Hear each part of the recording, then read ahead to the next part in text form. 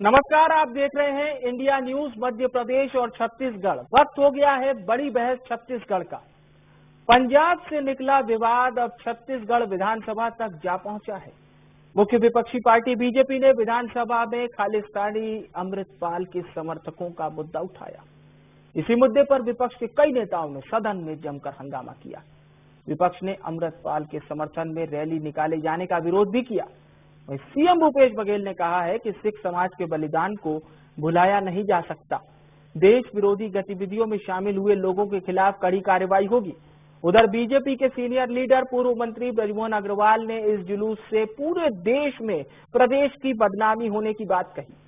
असल में बुधवार को रायपुर में खालिस्तानी समर्थक अमृतपाल सिंह के समर्थन में रैली निकाली गई थी। आम आदमी पार्टी के दफ्तर में पंजाब के मुख्यमंत्री भगवंत मान का पुतला फूंका गया और अमृतपाल के समर्थन में जिंदाबाद के नारे लगाए गए। इसी को लेकर पूरे छत्तीसगढ़ में सियासत हो रही है। आज छत्तीसगढ़ पुलिस ने इसी मामले में हरिप्रीत सिंह, दिलेर, मनिंदर, हरविंदर सिंह को गिरफ्तार किया। वह रायपुर के गुरुद्वारा धन धन बाबा बुड्ढा साहिब अध्यक्ष ने एक लेटर जारी किया और खालिस्तान की मांग के समर्थन करने वालों की कड़ी निंदा भी की। बड़ी बहस में सबसे बड़ा सवाल यही कि खालिस्तान समर्थक और संगठन वारिस पंजाब के प्रमुख अमृतपाल और उसके साथियों की गिरफ्तारी कब होगी, और साथ ही सवाल ये भी कि अमृतपाल को लेकर पल पल सियासत क्यों हो रही है।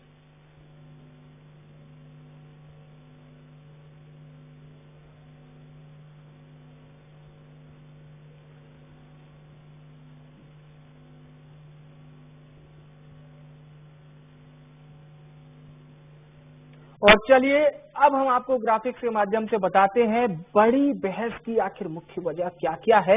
आइए आपको बताते हैं और आप तक जानकारी पहुंचाते हैं। विधानसभा में विपक्ष ने खालिस्तानी अमृतपाल के समर्थकों का मुद्दा उठाया। विपक्ष के नेताओं ने इस दौरान जमकर हंगामा किया। विपक्ष ने अमृतपाल के समर्थन में रैली निकाले जाने का विरोध भी किया।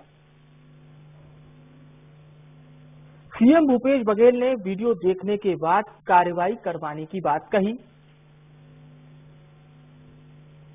तो अमृतपाल के समर्थन में राजधानी रायपुर में रैली निकाली गई थी। सिख संगत का नाम लिखकर बुधवार को एक पोस्टर भी लगाया गया था और अमृतपाल पर हो रही कार्रवाई के विरोध में रैली निकाली गई।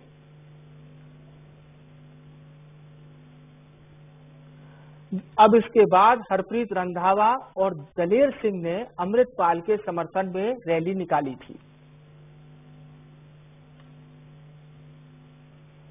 ये रैली तेलीबांधा गुरुद्वारे से होते हुए पंचशील नगर तक पहुंचती है। आपको बता दें, पंचशील नगर में ही आम आदमी पार्टी का कार्यालय है और इस दौरान पंजाब के मुख्यमंत्री भगवंत मान का पुतला जलाया जाता है और अमृतपाल के समर्थन में जिंदाबाद के नारे भी इसी दौरान लगाए गए थे। आपको बता दें, खालिस्तान समर्थक संगठन वारिस पंजाब दे का प्रमुख है अमृतपाल। पंजाब पुलिस अमृतपाल और उसके साथियों की गिरफ्तारी में जुटी हुई है।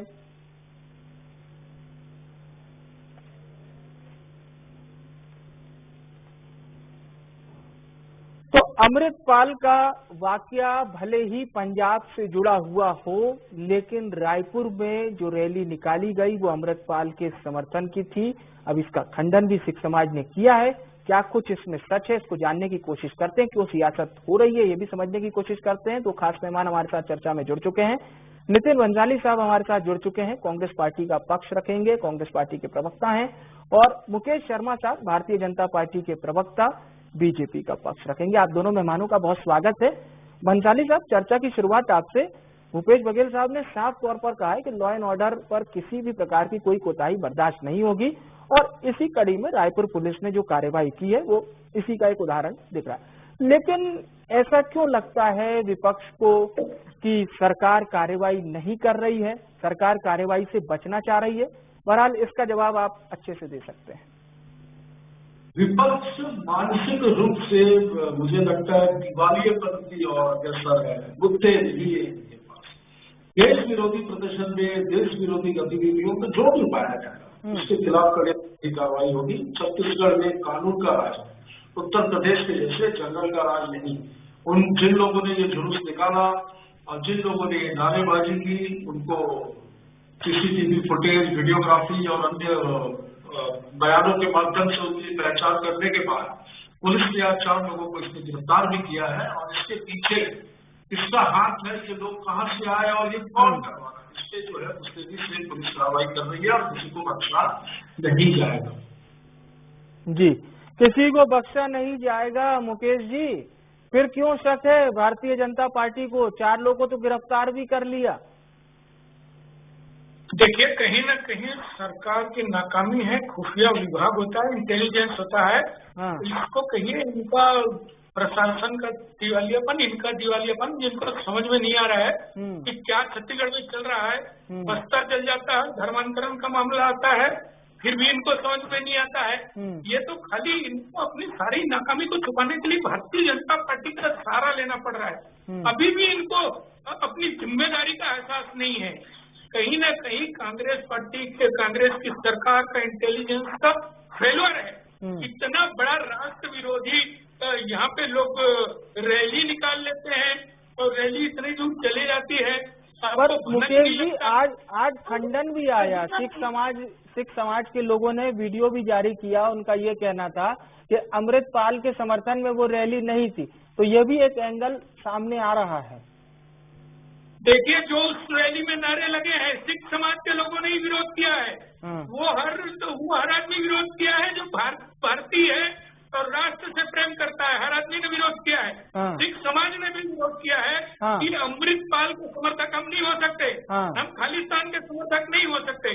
कहीं न कहीं ये जो रैली निकाली गई वो उन्हीं के समर्थन में था और ये बात सामने भी आई है। तो कर तो बता दूं कि शर्मा साहब कार्रवाई कर तो दी, सरकार ने कर दी कार्रवाई, 4 लोगों को गिरफ्तार कर लिया। ये जो वो बात हो रही है ना, यदि वो लोग वो अपराध नहीं किए, वो गलत किए नहीं, तो फिर कार्रवाई कैसे हुई? अच्छा, तो आप कार्रवाई को गलत ठहरा रहे हैं जो 4 लोगों को गिरफ्तार किया गया? गलत नहीं ठहरा रहा हूँ मैं, एकदम कार्रवाई तो होनी चाहिए और इससे कड़ी कार्रवाई होनी चाहिए। राष्ट्र विरोधी गतिविधि यदि छत्तीसगढ़ के किसी भी भाग में होता है तो उसके ऊपर कठोर से कठोर कार्रवाई होनी चाहिए। और आप जो कह रहे थे कि पंजाबी समाज के लोग और पंजाब के लोग ये कह रहे थे कि वो अमृतपाल के विरोधी नहीं थे, उन्होंने ही विरोध किया है कि खालिस्तान के समर्थन में, अमृतपाल के समर्थन में यदि छत्तीसगढ़ में नारे लगाते हैं तो हम इनका विरोध करते हैं। उनके समाज के लोगों ने भी विरोध किया है और हम भी विरोध किए हैं। और सरकार के अंदर बैठे हुए वाले लोगों को ये चीज समझ जानी चाहिए कि इस प्रकार की जब देश में ऐसी बात चल रही है, ऐसी घटना चल रही है, तो आपका इंटेलिजेंस क्या कर रहा है? तो इंटेलिजेंस फेल्योर को और इनका मानसिक दिवालियापन आपका है, कमजोरी है मानसिक। कहीं ना कहीं आपको समझ में नहीं आ रहा है कि क्या करना चाहिए, प्रशासन कैसे चलता है, लॉ एंड ऑर्डर कैसे चलता है। इतना अराजकता का माहौल बना के रखी है छत्तीसगढ़ के अंदर में, दिख रहा है तुरंत, लोगों को भी दिख रहा है। तो आप हर बात पे भारतीय जनता पार्टी को कोसने के बजाय आप व्यवस्थित दुरुस्त करिए अपनी व्यवस्थाओं को। अच्छा, तो व्यवस्थाओं को दुरुस्त कीजिए भंसाली साहब। मुकेश शर्मा जी तो ये कह रहे हैं और आज तो वो कह रहे हैं नहीं, और वो ये भी कह रहे हैं कि लॉ एंड ऑर्डर को दुरुस्त कैसे रखा जाता है ये कांग्रेस को नहीं। अच्छा, इंटेलिजेंस फेल्यूर भी बता रहे हैं मुकेश जी इस पूरे वाक्य को। तो बोलिए शांति से सुनिए, इंटेलिजेंस फेलियर मैं बताता हूँ जी। राष्ट्र विरोधी 6 महीने पहले दुबई से हिंदुस्तान आता है, बुलेट प्रूफ जैकेट खरीदता है, बुलेट प्रूफ गाड़ी खरीदता है, आतंक फैलाने की पूरी साजिश रचता है। कहाँ था इंटेलिजेंस का, गृह विभाग का? दुबई से कोई आदमी आ रहा है राष्ट्र विरोधी गतिविधियों में करने के लिए, दंगे फसाद करने के लिए, पता पता नहीं चलता, ये इंटेलिजेंस फेलियर नहीं है। 370 किलोग्राम RDX पुलवामा में आ जाता है, तब कहाँ थे ये? तब इंटेलिजेंस फेलियर नहीं हुआ। पठानकोट में आतंकी हमला हो जाता है, तब इंटेलिजेंस फेलियर नहीं हुआ। एक व्यक्ति प्रधानमंत्री ऑफिस का आदमी हूँ बोलकर 6 महीना जम्मू एंड कश्मीर में सीनियर IASO की अधिकारियों की मीटिंग लेता है, उसको जज पर सुरक्षा दी जाती है, तब इंटेलिजेंस फेलियर नहीं है। जीरक में हमारी कांग्रेस की पूरी एक लाइन जो थी, लगभग 34 लोग उसमें शहीद हुए, तब इनकी सरकार, तब इंटेलिजेंस फेलियर नहीं था। बिल्कुल इंटेलिजेंस छत्तीसगढ़ का काम कर रहा है। मैंने कहा कानून का राज है, और जो लोग ऐसे राष्ट्रद्रोह के आरोपी होंगे या इस तरीके की गतिविधियों में होंगे, उन्हें बख्शा नहीं जाएगा। 24 घंटे के अंदर उन्हें आइडेंटिफाई किया गया है और 4 लोगों की गिरफ्तारी हुई है। अब ये भी बता दूं, इस साजिश में बहुत शामिल है, इसके बारे में भी चल रहा है, और बहुत जल्द और भी लोगों की गिरफ्तारी। चलिए, तो बहुत जल्दी और भी लोगों की गिरफ्तारी होगी मुकेश जी। लेकिन एक महत्वपूर्ण बात ये भी होनी चाहिए, अब आज तो खैर आप लोगों को, मुकेश जी को, उनकी पार्टी को बैठे बिठाए एक मौका और मिल गया, क्योंकि ननकी राम साहब के साथ भी बदसलूकी हुई राजधानी रायपुर में ही। और हालांकि ये सवाल नितिन जी से होना चाहिए था। तो नितिन जी, ननकी राम साहब का तो ये कहना है कि कानून व्यवस्था एकदम चौपट हो गई है, जब पूर्व गृह मंत्री के साथ ही बदसलूकी हो रही है तो बाकियों का क्या हाल होगा? लबोलबाब यही था उनकी बात का, थाने पहुंचे थे रिपोर्ट कराने। अब क्या हुआ, लेकिन पूर्व गृह मंत्री के कार्यकाल की पूरी जानकारी नहीं थी। इन्होंने एक स्क्वाड बनाया था, मालूम है आपको? इनको पूछो, मुझे बच्चे हो के इनको मालूम होगा क्या स्क्वाड बनाया था। होम मिनिस्टर स्क्वाड कुछ बनाया था, चंदा वसूली होती थी उसमें, और किस तरीके से इस प्रदेश का मखौल उड़ा है कानून व्यवस्था का ना, ये तो पूर्व गृह मंत्री तो कोई नहीं बता सकते। उनके साथ तो इसकी जानकारी नहीं है, और उल्टा चोर कोतवाल को डांटने वाली बात ना करे तो।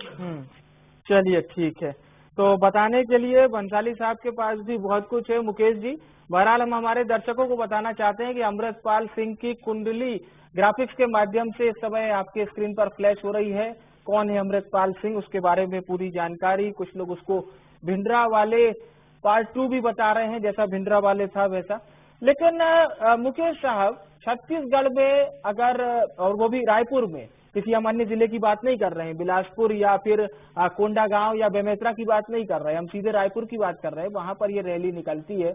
अब आप लोग तो कह रहे हैं इंटेलिजेंस फेलुअर है, प्रशासन ध्यान नहीं दे पाया, ये वो बहुत सारी आपने बातें बताई। लेकिन बीजेपी को भी तो एक खुल के स्टैंड रखना चाहिए था ना, वो भी चीज आ नहीं रही है सामने। क्योंकि मैंने बहुत से बीजेपी नेताओं के भी बयान सुने, वो रिएक्टिंग मोड वैसा नहीं है जैसा अन्य मुद्दों पर आपका होता है, जैसा हमने धान के मुद्दे पर देखा, जैसा हमने आरक्षण के मुद्दे पर देखा, जैसा अन्य मुद्दे पर हमने देखा है बीजेपी का स्टैंड। इस मुद्दे को लेके आज भी चर्चा हुई, सदन तक चर्चा हुई, और भारतीय जनता पार्टी का बहुत क्लियर मानना है कि राष्ट्र विरोधी कोई भी गतिविधि को रायपुर हो या छत्तीसगढ़ के कहीं भी किसी भी स्थान में स्वीकार नहीं किया जाएगा। बिल्कुल कड़ी सजा देनी चाहिए। मुकेश जी, नितिन जी, एक बार फिर से हम चर्चा में जुड़ेंगे। सत्ता पक्ष और विपक्ष के बयान के साथ ही साथ पुलिस का क्या कुछ कहना है इस पूरे वाकये को लेकर, ये हम हमारे दर्शकों को एक बार सुनवाते हैं, फिर आप दोनों सम्मानित जनों से फिर से मुखातिब होते हैं। देखिए, इसे अब प्रशासन है वो नजर रखेगी इस वक्त। पार्टी तो बीपी में जहां जहां कांग्रेस मजबूत है वहीं की आप पार्टी जाकर चुनाव लड़ती है, तो बीपी तो उसकी है, दिखाने के लिए लड़ते हैं। तो मुझे लगता है कोई शासन प्रशासन है ही नहीं, छत्तीसगढ़ में कोई इंटेलिजेंस है ही नहीं, कोई इनका सूचना का तंत्र है ही नहीं। और ऐसी सरकार को, जिस सरकार के राज में लोग जुलूस निकालकर देश विरोधी नारे लगाएं, ऐसी सरकार को 1 मिनट भी सत्ता में बने रहने का अधिकार नहीं है। और जिन अधिकारियों के संरक्षण में ये काम हुआ है उनको तुरंत सस्पेंड करके हटाया जाना चाहिए। और ऐसे कौन से तत्व हैं जो छत्तीसगढ़ में अशांति पैदा कर रहे हैं, उनके खिलाफ में कड़ी से कड़ी कार्रवाई होना चाहिए।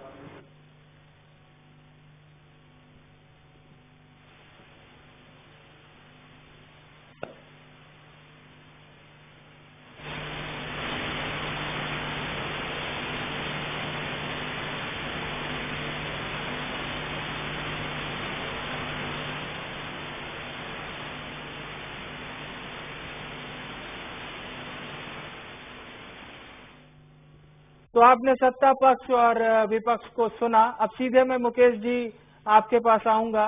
भूपेश बघेल साहब तो ये कह रहे हैं कि बी टीम है, आम आदमी पार्टी वहीं पर चुनाव लड़ती है जहां भारतीय जनता पार्टी को फायदा होता है।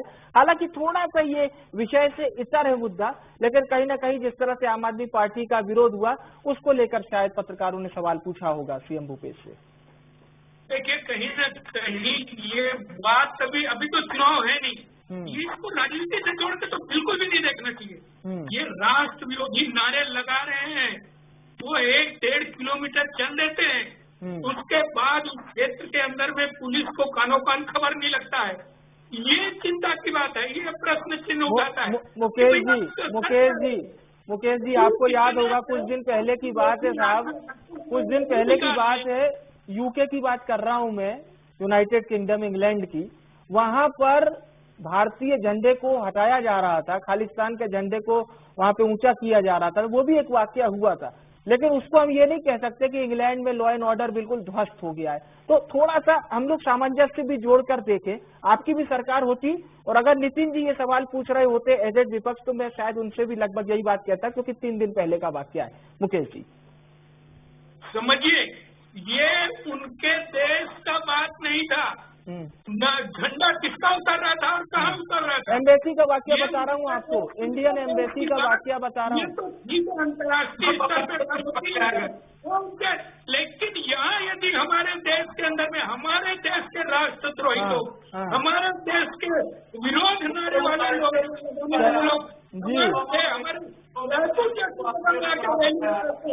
ये खड़ा करता है। पार्टी कैसे हुआ बताओ ना, वो क्या था, इंटेलिजेंस था? मारे गए लोग, कई लोग मारे गए, सैकड़ों लोगों की उसको छोड़ के दूसरी बात करेंगे। राष्ट्र के अंदर 36 के अंदर राष्ट्रवादी घटनाएं कितनी बार हुई है और अब हुआ है, तो उसकी पुनरावृत्ति नहीं होना चाहिए, इस बात का चिंता होनी चाहिए। ऐसा इंटेलिजेंस है इसका कि झट में सुरक्षा मिल जाती है भर्ती आदमी को, है ना? कैसे मिली भाई? वो 2 लोग भागे, वो कौन थे? कौन है ये? जो पटेल, किरण पटेल, जो कि किसके संरक्षण में जम्मू एंड कश्मीर में मुगा अधिकारियों की बैठ के ली? ये है इंटेलिजेंस। ये जिस व्यक्ति के ऊपर अभी चर्चा चल रही है, ये क्या नाम है इनका, जो खालिस्तानी नारे लगा रहा है, ये व्यक्ति चले आया। कहाँ इंटेलिजेंस, कहाँ से आए? Jacket, bullet proof jacket, bullet proof गाड़ियां, हथियार, अस्ता बारूद कहाँ से आया भाई? इंटेलिजेंस तो आपका फेलर है, आप पार्टी का और बीजेपी। अमृतपाल के मंसूबे कभी पूरे नहीं हो सकते। चलिए, अच्छी बात है, अमृतपाल के मंसूबे पूरे नहीं होने चाहिए, ठीक है। भगोड़ा घोषणा और उनका सारा, उनके जितने साथी सब गिरफ्तार किए जा रहे हैं। चलिए ठीक है मुकेश जी मुझे नितिन जी से सवाल पूछ लेने दीजिए।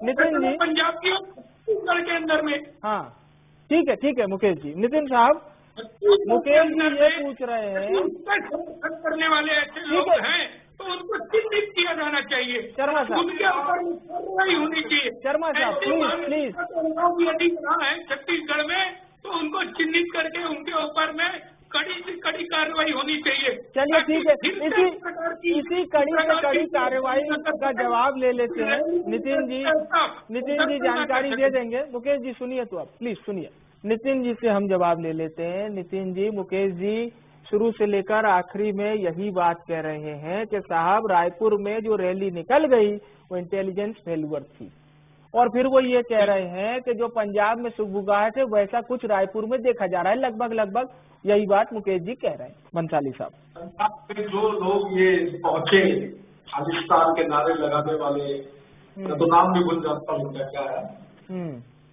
कैसे पहुंचे? दुबई से आए, यहाँ पर आकर हथियार खरीदे या लाए, बुलेट प्रूफ जैकेट खरीदे, बुलेट प्रूफ गाड़ियां खरीदी, इतना असला बारूद बरामद हुआ है, महंगी गाड़ियां मिली है, कहाँ से? इंटेलिजेंस इनका फेलियर हुआ है। क्या कार्रवाई की गई? तो कुछ नहीं, आप तो 4 लोग गिरफ्तार हो चुके हैं और पुलिस अभी इन्वेस्टिगेशन कर रही है। और गैर जनता की धाराएं लगाई गई है। जो देशद्रोह के तहत यहाँ पर जो ऐसी गतिविधियों में जो व्यक्ति लिप्त पाएगा मुकेश जी सुन तो लीजिए, वो भी सुन रहे थे ना आपकी बात। मुकेश जी उनकी बात तो सुन लीजिए प्लीज, उनको अपनी बात तो कह लेने दीजिए, फिर आप भी बोलिएगा, आप भी अपनी पार्टी का पक्ष।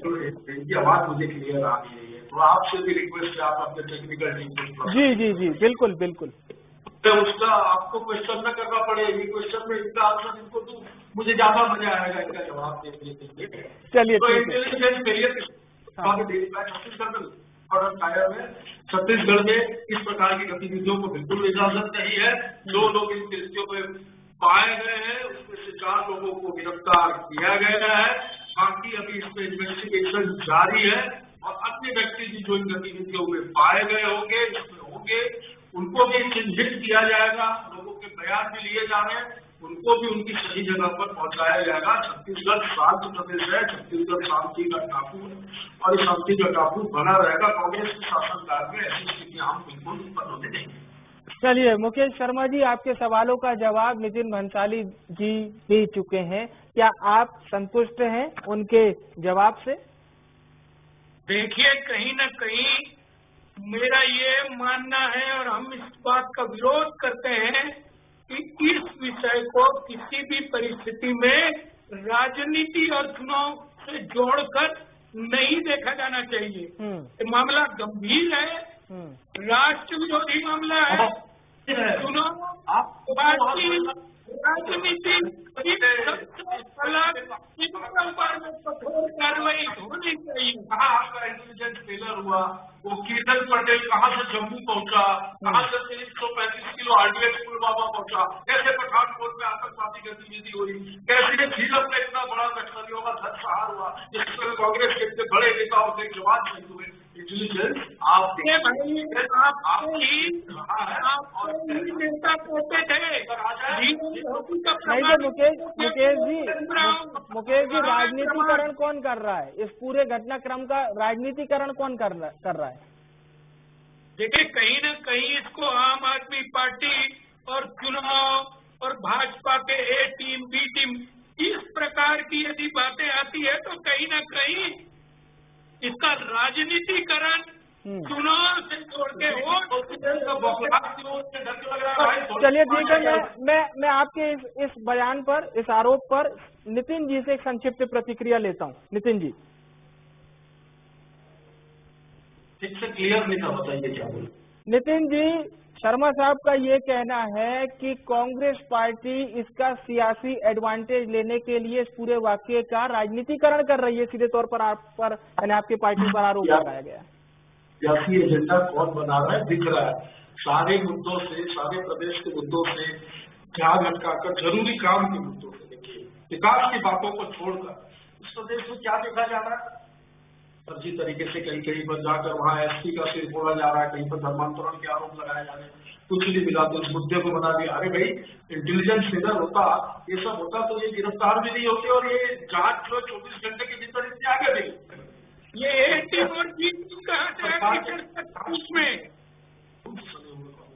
झीरम का नक्सहार छत्तीसगढ़ में मैं नहीं बोल सकता, अभी कोई नहीं बोल सकता इस प्रदेश में। इतना बड़ा इंटेलिजेंस फेलर हुआ, इनको पता है अच्छे से क्या करेंगे। पार्टी के प्रवक्ता के अच्छे बैठे हैं तो नहीं बोल सकते।